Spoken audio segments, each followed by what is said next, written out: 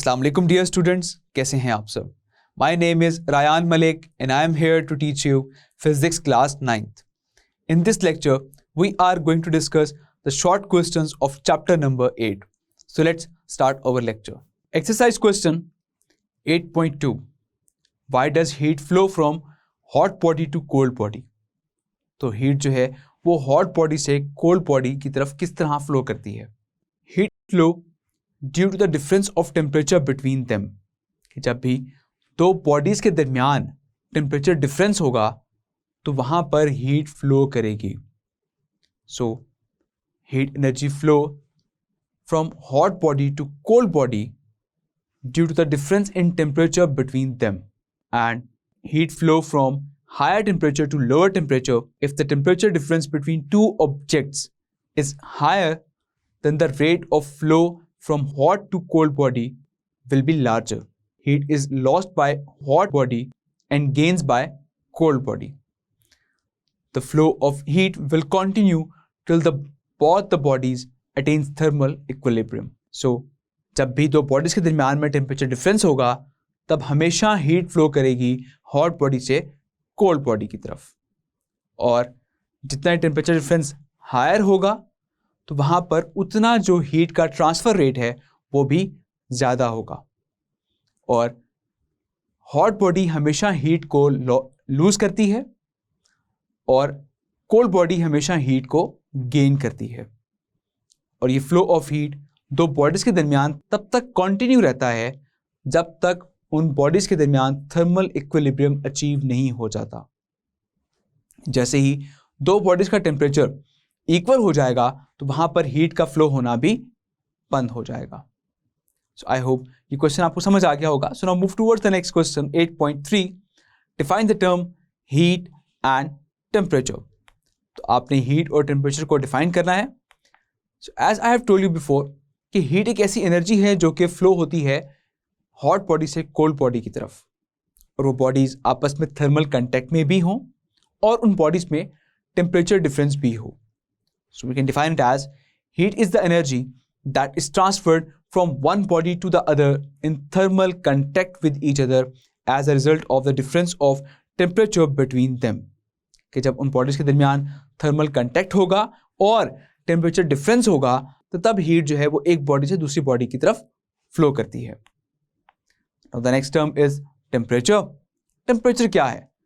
Temperature आपको ये बताता है कि एक बॉडी कितने डिग्री हॉट है या फिर कितने डिग्री कोल्ड है। Temperature of a body is the degree of hotness और coldness of the body. Now the next question 8.4.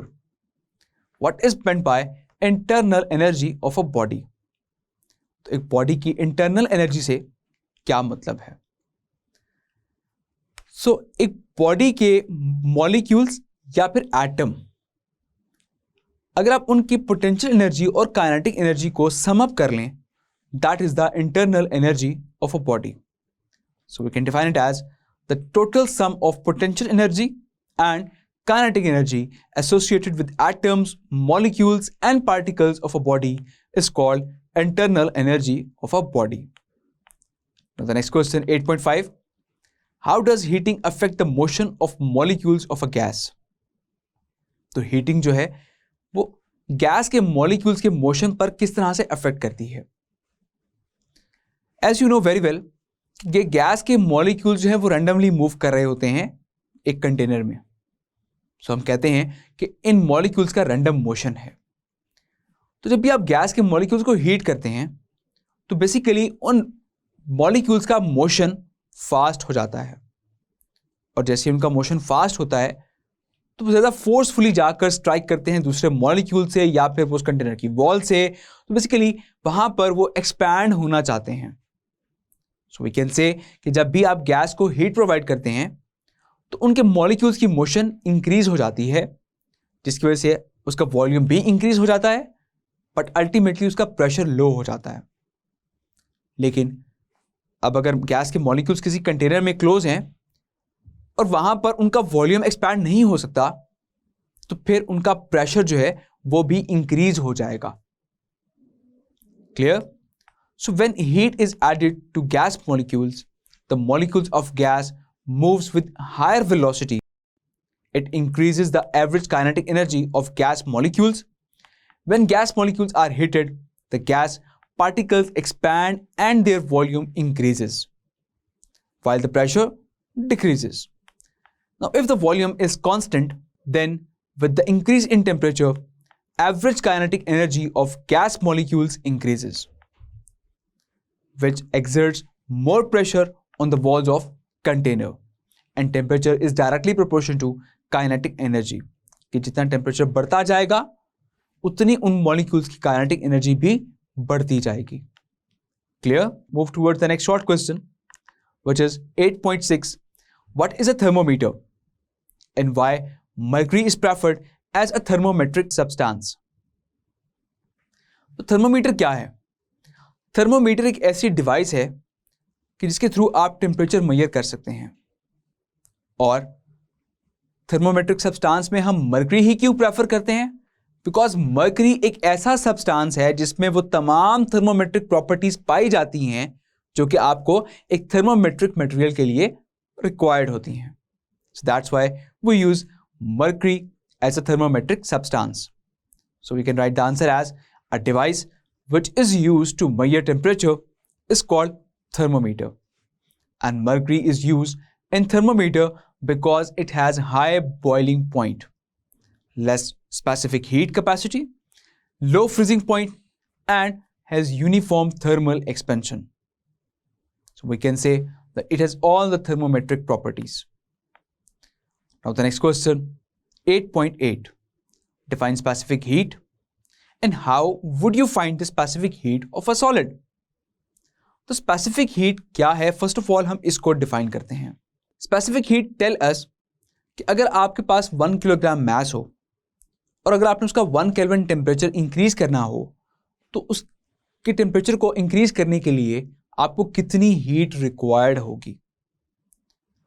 So we can define it as the specific heat is the amount of heat energy required to raise the temperature of 1 kilogram mass of that substance through 1 Kelvin. तो अगर आपने एक substance का 1 kelvin temperature increase करना हो और उसका मास हो 1 किलोग्राम तो उसके लिए जितनी हीट रिक्वायर्ड होगी that is the specific heat capacity. And we can find as by using the formula which is C is equal to delta Q over M delta T. सो अब इस फॉर्मूले के थ्रू आप किसी भी सब्सटेंस की specific heat capacity find out कर सकते हैं. स्पेसिफिक हीट का यूनिट होता है जाउल पर किलोग्राम पर kelvin. Clear? Now move towards the next question 8.9. Define and explain latent heat of fusion. तो यहां पर हम लेटेंट हीट ऑफ फ्यूजन को डिफाइन करते हैं कि लेटेंट हीट ऑफ फ्यूजन क्या होती है. फ्यूजन हम कहते हैं मेल्टिंग पॉइंट को.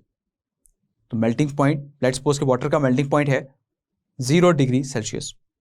सो वो पॉइंट जहां पर सॉलिड स्टेट से आइस आपकी मेल्ट होकर वो कन्वर्ट हो रही है लिक्विड स्टेट में. सो इस दौरान आपका टेम्परेचर इंक्रीज नहीं करता तो फिर जो भी आप हीट प्रोवाइड कर रहे होते हैं वो हीट उसमें एब्जॉर्ब हो रही होती है. So basically that heat is called latent heat of fusion. So we can define it as heat energy required to change unit mass of a substance from solid to liquid state at its melting point without change in its temperature is called latent heat of fusion. इसको आप denote करते हैं HF से and that is equals to HF is equals to delta Q over M. Clear? Now the next question. Define latent heat of vaporization. आपने latent heat of vaporization को define करना है. सो vaporisation यहां पर हम बात करते हैं वाटर के बॉइलिंग पॉइंट की विच इज 100 डिग्री सेल्सियस. सो वो पॉइंट जहां पर फर्दर हीट प्रोवाइड करने पर उस वाटर का टेम्परेचर इंक्रीज नहीं हो रहा लेकिन यहां पर वाटर जो है वो लिक्विड स्टेट से वो कन्वर्ट हो रहा है गैसियस स्टेट में which is in the form of steam. तो इस दौरान टेम्परेचर इंक्रीज नहीं कर रहा लेकिन जो हीट आप प्रोवाइड कर रहे हैं वो हीट उसके अंदर एब्जॉर्ब हो रही है. So basically that heat is called latent heat of vaporisation. So we can define it as heat energy required to change unit mass of a liquid completely into gas at its boiling point without any change in its temperature is called latent heat of vaporisation. which is denoted by HV, and that is equal to delta Q over M. Now the next question, 8.11. What is meant by evaporation? On what factors the evaporation of a liquid depends? And explain how cooling is produced by evaporation. First of all, हम बात करते हैं कि evaporation क्या है. So evaporation एक ऐसा process है जिसमें लिक्विड आपका वेपर्स फॉर्म में कन्वर्ट होकर evaporate हो जाता है, and that is occurs from the surface of a liquid at any temperature. किसी भी टेम्परेचर पर evaporation हो सकती है. So first of all इसको हम डिफाइन करते हैं. The changing of liquid into vapors state without heating is called evaporation, and that is from the surface of a liquid. So इस क्वेश्चन हमसे पूछा गया on what factors the evaporation of a liquid depends. तो evaporation of a liquid जो है वो depend करती है 4 factors पर. The first one is temperature, the second one is surface area of the liquid, and third one is wind, and the fourth one is nature of a liquid.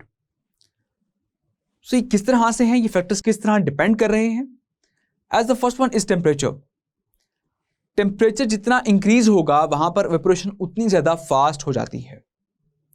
जैसा कि आपने अक्सर नोट किया होगा कि जब गर्मियों में आप कपड़े धोकर डालते हैं स्ट्रिंग पर, तो वो जल्दी सूख जाते हैं as compare to winters. Winters में काफ़ी देर से सूखते हैं, लेकिन गर्मियों में जल्दी ड्राई हो जाते हैं, जस्ट बिकॉज कि गर्मियों में टेम्परेचर ज़्यादा होता है, तो उसकी वजह से वहाँ पर जो वाटर मॉलिक्यूल जो एवेपोरेट हो रहे हैं उनका एवेपोरेशन रेट फास्ट हो जाता है. टेम्परेचर इंक्रीज करने से एवेपोरेशन भी इंक्रीज हो जाती है. The second factor is surface area of a liquid. तो एक लिक्विड का सरफेस एरिया अगर आप बढ़ा दें तो वहां से भी एवेपोरेशन जो है वो फास्ट हो जाती है. जैसा कि एक चाय का कप, अब चाय के कप का जो ओपन माउथ है that is just the surface area. तो चाय का कप जो कि हॉट होता है, अगर आप उसको पिर्च में डालकर पिए तो चाय जल्दी ठंडी हो जाती है. तो ऐसा क्यों हो रहा है? Just because of the surface area. उस पिर्च की वजह से उसका सरफेस एरिया इंक्रीज हो जाता है, जिसकी वजह से वहां पर एवेपोरेशन जो है वो फास्ट हो जाती है और वो चाय जल्दी ठंडी हो जाती है. Now the third factor is wind. तो जहां पर विंड चल रही होगी, तो जहां पर विंड होगी वहां पर भी वाटर के जो मॉलिक्यूल्स होंगे उनकी मोशन फास्ट हो जाएगी सरफेस से. जैसे ही उनकी मोशन फास्ट होगी तो उनकी काइनेटिक एनर्जी इंक्रीज होने की वजह से वहां पर भी मॉलिक्यूल्स हैं वो एवेपोरेट होना शुरू हो जाते हैं. सो विंड जहां पर होगी वहां पर भी एवेपोरेशन जो है वो फास्ट होगी. Now the fourth factor is nature of a liquid, कि उस लिक्विड की नेचर क्या है. फॉर एग्जाम्पल, आपके पास एक जगह वाटर है और एक जगह पेट्रोल है. सो आप जानते हैं कि पेट्रोल जल्दी एवेपोरेट हो जाता है. That depends on the nature of the liquid, कि उस लिक्विड की नेचर क्या है. So, इसी क्वेश्चन में आपसे पूछा गया है explain how cooling is produced by evaporation. तो एवेपोरेशन से कूलिंग किस तरह से प्रोड्यूस होती है, जिसके मैंने डिस्कस किया. एवेपोरेशन होती है एक लिक्विड के सरफेस से, और उस सरफेस में जितने भी वाटर मॉलिक्यूल्स हैं उनकी मोशन फास्ट होती है, तो अल्टीमेटली उनकी काइनेटिक एनर्जी भी इंक्रीज हो जाती है. अब जब वो फास्ट मूविंग मॉलिक्यूल्स जिनकी काइनेटिक एनर्जी इंक्रीज हो चुकी है, जब वो एस्केप हो जाते हैं, एवेपोरेट हो जाते हैं, तो आपके पास रिमेनिंग जो वाटर रह गया उनकी काइनेटिक एनर्जी बहुत लो है. उनकी जो एवरेज काइनेटिक एनर्जी है वो बहुत लो रह जाती है. तो अल्टीमेटली वहां पर टेम्परेचर भी काफ़ी कूल डाउन हो जाता है. That's why evaporation causes cooling. So evaporation takes place at all temperature at the surface of liquid when fast moving molecules escape out from the surface of liquid. The molecules that have low kinetic energy are left behind. This lowers the average kinetic energy of liquid molecules and the temperature of liquids. Hence, cooling is produced due to evaporation. Clear? I hope ये short questions आपको बहुत अच्छे से समझ आ गए होंगे. अपना बहुत सारा ख्याल रखिएगा. See you in the next lecture. Till then, take care. Allah Hafiz.